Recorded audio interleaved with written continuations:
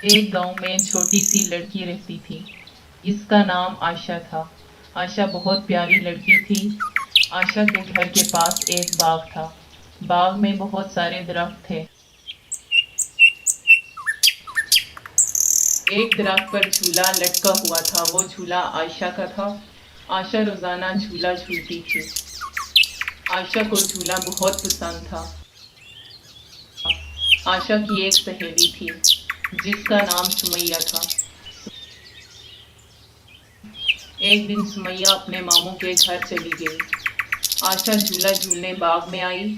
عائشہ جھولے پہ بیٹھ گئی۔ عائشہ کو جھولا لینے کے لیے سمیہ وہاں موجود نہیں تھی۔ عائشہ جھولا نہ جھول سکی، وہ پریشان ہو گئی۔ عائشہ سوچنے لگی، اب مجھے جھولا کون دے گا؟ اتنے میں عائشہ کے پاس ایک چڑیا آئی اور بولی،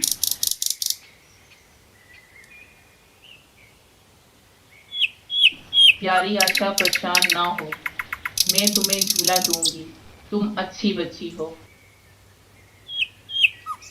ہمیشہ سچ بولتی ہو، اچھے بچے ہمیشہ سچ بولتے ہیں۔